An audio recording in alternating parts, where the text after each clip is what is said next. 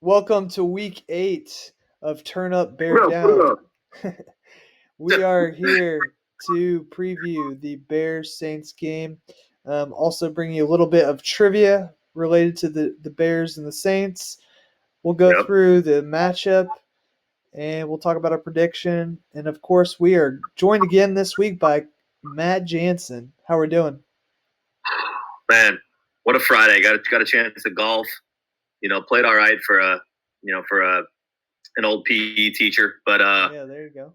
rejuvenated. I'm trying to flush last Monday's performance. I've been talking about it, not in a good sense. I've been kind of crying and complaining about it, and trying hoping to turn a new leaf. For sure. It was a real letdown. Yeah. I, I was just hoping for a decent performance, and it was not there to be had. We played really horribly. I don't even know. That was probably I will say my dad at one point said this is probably the worst game I've ever seen. I don't know if Mhm. that's accurate, but he did in fact say that. So let's go ahead and Fair. get into this week. We got a lot to go through. So got some good trivia to talk about. So here's my trivia question. The Bears and the Saints actually have played each other. I think it was 3 out of the last 4 years on this weekend, basically.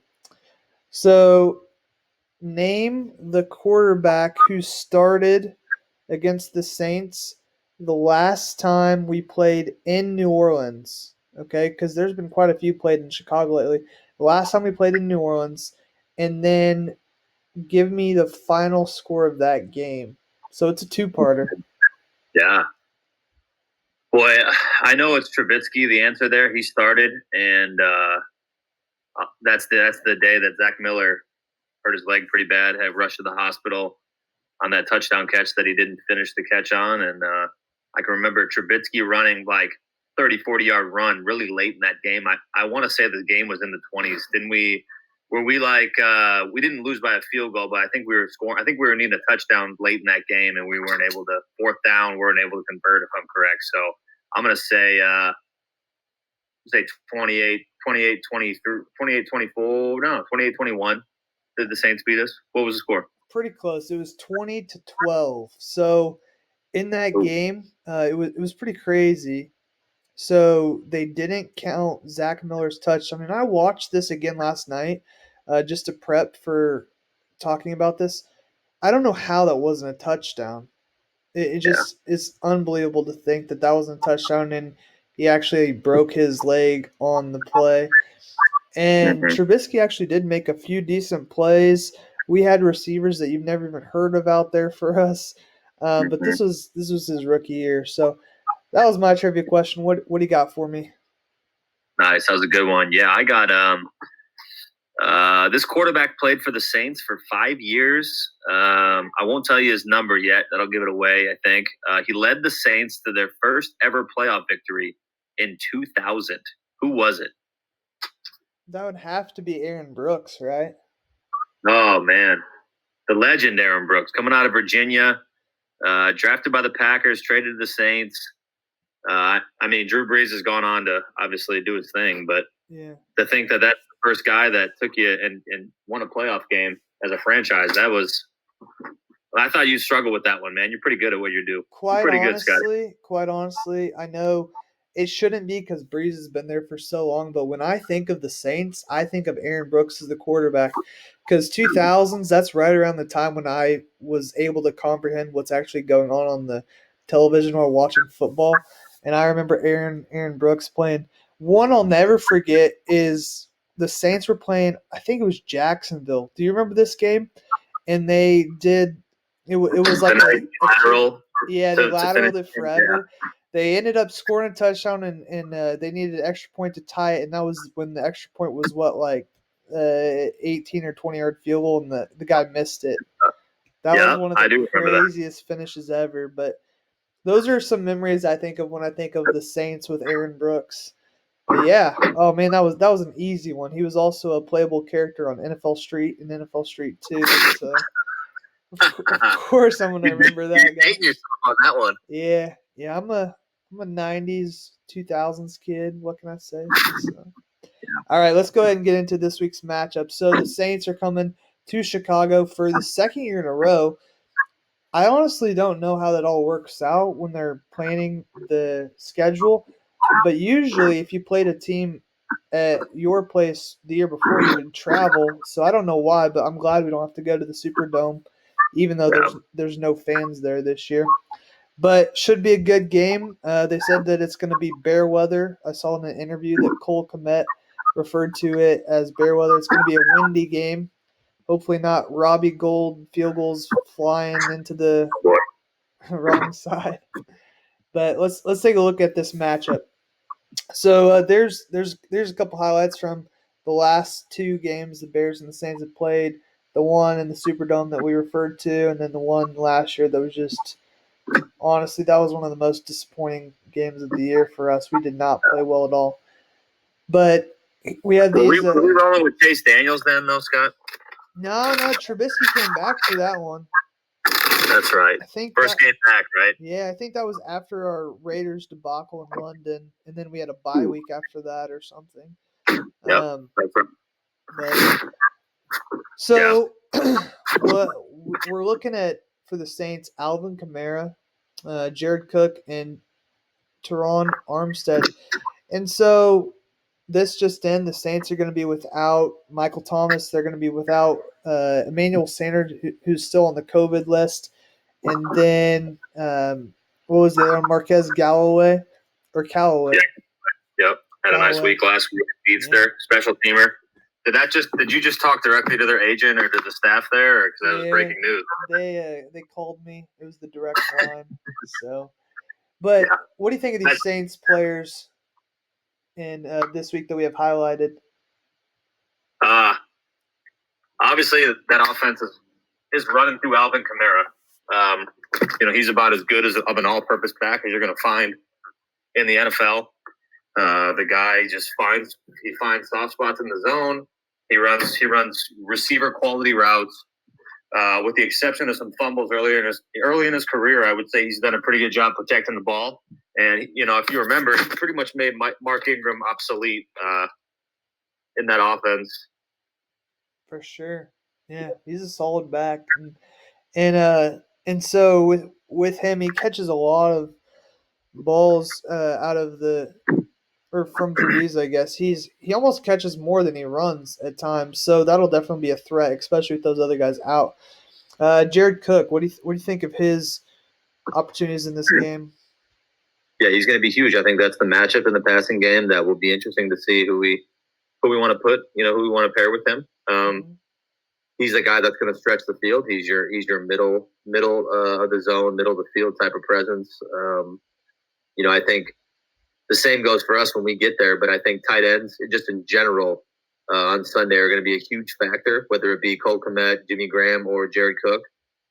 For sure. And so, I think what can they do with Kamara? Can we keep Kamara in front of us? Roquan Smith, Danny Trevathan are very capable linebackers, and I think they're very talented. But got to be sure tacklers on Sunday. Got to wrap up, because a lot of times what I've seen is Drew Brees will spread it out, have Kamara kind of run that fake out and in little angle route, and they'll throw it to him, short of the first down, and Kamara will make somebody miss and get there. Like, he's just that dynamic. Yeah. And so you saw what he did to Green Bay. Not that I wasn't absolutely loving what he was doing to Green Bay.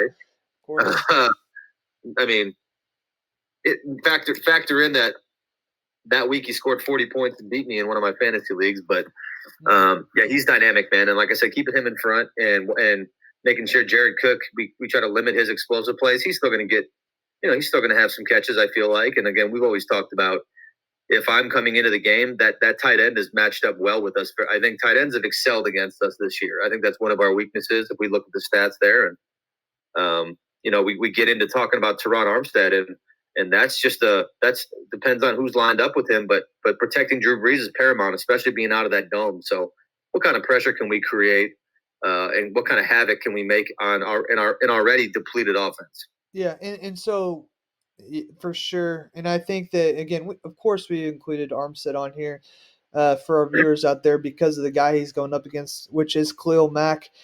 And I don't know why, but Khalil Mack is actually spelled differently than that. So I apologize to the best Bears player we got.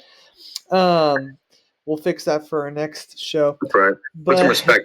yeah, um, but one thing that we know is that tight ends have played really well against this Bears defense. So I think that Jared Cook could have a big game when we factor in that. Last week, Rams tight ends who nobody has even heard of, Higbee didn't play, and the guy who's backing him up came in, played well, made a couple big plays. So we're really gonna have to slow down Cook Yeah, if he's in the game, especially with these receivers being so depleted for the Saints. But I think this is one where Max got to have a big game. He can get to Breeze and he can disrupt. I was listening to um, some other talk going on essentially, and they were just saying yeah, how Khalil Mack is just dominated against uh, the Bucks and especially against Brady in the third and fourth quarter, and that felt like a more solidified Bears defense than we've seen play lately. yeah. We Good really got to point. get Foles to step up, and we need him to make some good decisions in the red zone. Now, to his credit, I will again watch some of that footage over again, and there was nobody open in the end zone when he threw that bad pick, and one of those other picks. I mean, it was desperation time. So I'm still not completely thinking Foles can't be the guy, but we need to have him step up in this game for us to have a chance. And Yeah, one of the guys that he's looked to so much has been Mooney, and Mooney has been open. yeah. But we talked when we were prepping for the show that Of course. that one on Monday night, Foles had no chance. He was throwing it No. up, giving his guy a chance, and Mooney definitely did burn Jalen Ramsey. So I like that. What do you think about these Bears players this week? Yeah, no, that's a great point. Foles, you can't knock Foles for that throw. It's a slow developing double move, and if Foles has at least one more second to step in and let Mooney continue that separation from Ramsey, yeah, we're talking about a touchdown. And there was a couple other deep throws. So the deep throw accuracy I think is important for Nick. I think he's always had the ability to make the short throws, even the medium throws, but sometimes I think he's a guy that likes to just throw it up. He's a go up and go get it 50-50 type of, I think, sometimes with those balls. And I think, a guy like Allen Robinson, or Jimmy Graham, those are guys you can throw the ball up to. But I'm really looking forward to see again. I want to add to that 40 plus the explosive plays. And his deep ball's got to be better, just flat out. I mean, he's missed some opportunities, especially in that Rams game. Anthony Miller twice, Mooney. So I would love to see him improve in that area, just the For deep balls, sure. because I think 20 and in he's fine. It's just getting that connection figured out with those guys, down the field. So I will say though, I love it when we throw it deep because we don't we haven't done that a lot lately. And even if it was Trubisky in there and we take a shot, I like that because we need to be more aggressive, and everybody knows it. And I'm getting tired of the guys on Fox or CBS or NBC saying how the Bears need to take more deep shots. But every time we do, it feels yeah, like it's so close, and we just can't make the play. So yeah, at least Cole Kmet may had a nice 37-yard grab, and then Robinson had I think a 42-yard grab. And that Robinson play that was towards the end of the game when it was basically over, but still, like that's right, what we need to see more early in the game. So, yeah, all right, let's talk about keys to the game. And had to have some good old footage here, or some good pictures from the good yeah. old days. Oh man, Drew good old days, Drew man. Brees struggling in the snow as the Oh, Bears go to the Super Bowl back in 06, 07 season. lifting So up the George Hallis Trophy there at Soldier. How sweet yeah, was that, man? That was a that special was moment I remember having with my uncles living. I was living with them down there at my JUCO when I was playing some college baseball. Man, it was a special year. I will never forget that season. It was quite the season for us. the We are Monday. who we thought they were. Oh, that's what I'm about to say. The Monday night game against Arizona, I will never. I don't know that there will ever be a game like that. I mean, Foles coming in and throwing what 3 touchdowns to beat the Yeah, Falcons. That was pretty great. it But was. still, like no offensive scores and you win the game. That's just unheard of. Okay, so for the Hey, that's Saints, a couple of Bears football. What are you talking about, man? yeah, that's true. For the Saints, I'm thinking their running game is going to be key uh, because Kamara, I mean, he's solid. Yep. and they're going to be depleted with wide receivers out all over the place. Top 10 rushing in the league. They're top 10 in rushing yards per game. So who is they're, their who they're is obviously their getting it done. who's their other running back other than Kamara? They got Lat Murray, remember? He used to be Oh with the yeah, Vikings. he Big actually bad power guy. didn't he run all over us last year? Yeah, he had a nice game. He came into, Yeah. I don't know. I think he just was complimenting, but he definitely took us to the woodshed again. He really had a good game. Yeah, and then I look for Breeze to kind of dink and dunk, kind of like what Teddy Bridgewater did to us last year. I would say that's the best way to be patient. Um, even Jared Goff the other night, that was more or less what he was doing.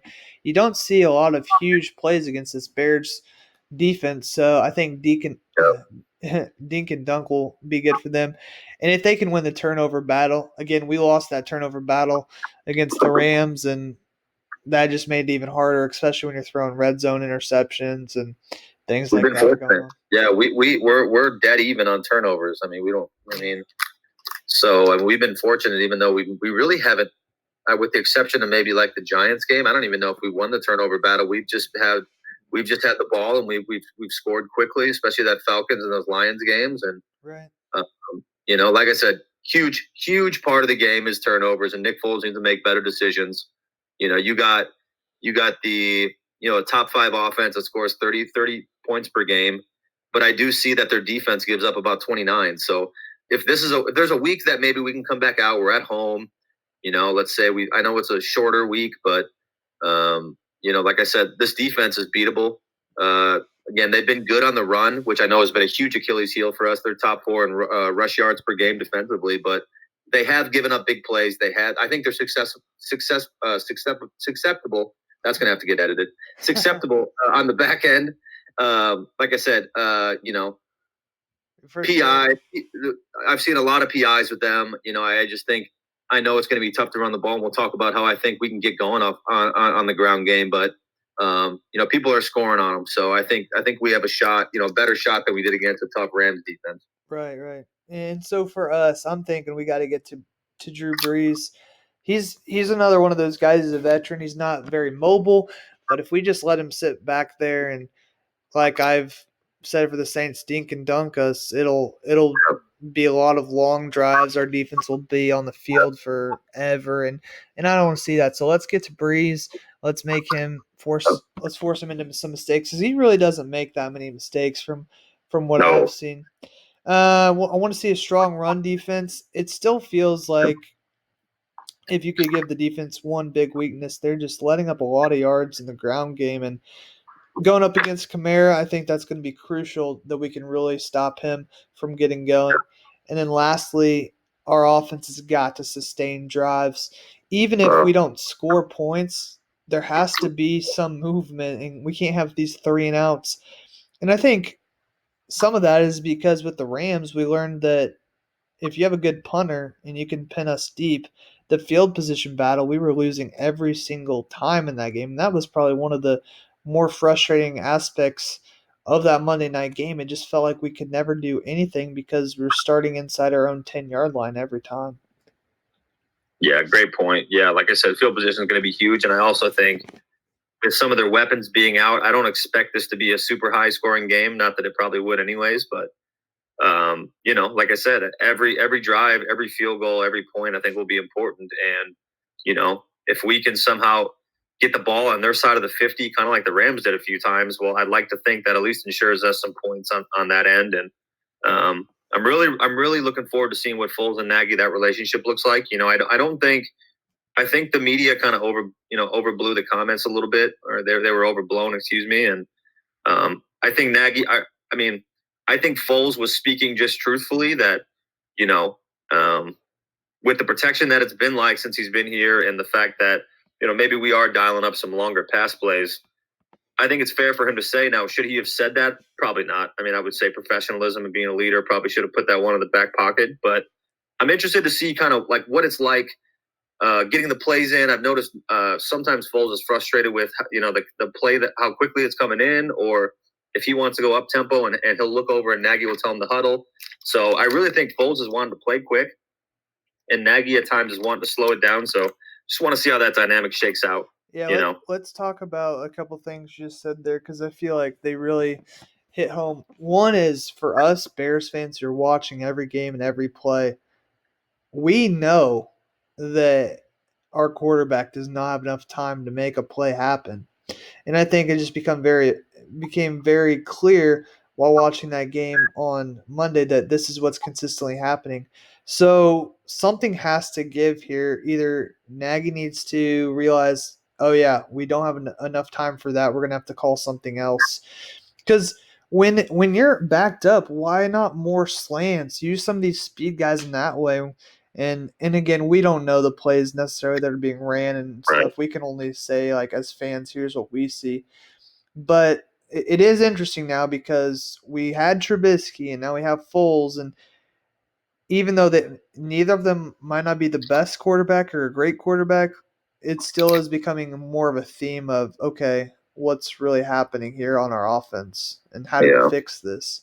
So yeah, yeah. I'd like to see the adjustment a little bit. Like for example, you knew in that game by the second quarter that Aaron Donald was an absolute wrecking ball. So the fact that we still continue to kind of run his way, which I know you still have to, but running his way and then still trying to take deep shots. I just think it was indicative of the fact that we didn't make the adjustments necessarily that we could have made in order to give us a better shot going out of half. So yeah, yeah, like to see what we can do because Sean Payton, in my opinion, is one of the best preparers. I put him up there with for Belichick as far sure. as getting his team ready and just a student of the game and a brilliant mind. So Yeah. ex Bears quarterback, right?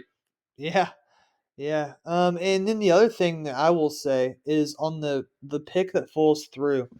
So I watched that.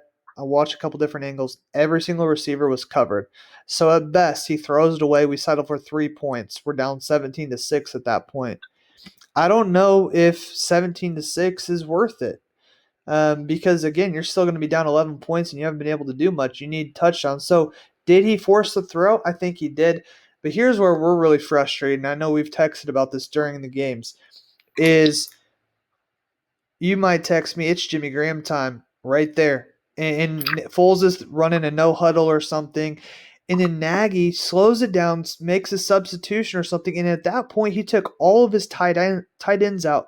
Why is Jimmy Graham not in the game? I'm going to say maybe he steps up, uses his body, and makes that catch that Foles throws there if he's in the game. So there's something wrong with all of that. Yeah, yeah. You hit it on the head there. And I think what if Allen Robinson is out or even if he isn't, I would like to see Cole Kmet and Jimmy Graham. I mean, a lot more together. Why not run that 12 personnel where you have two tight ends there and use them, man. Those are two big bodies, especially third down.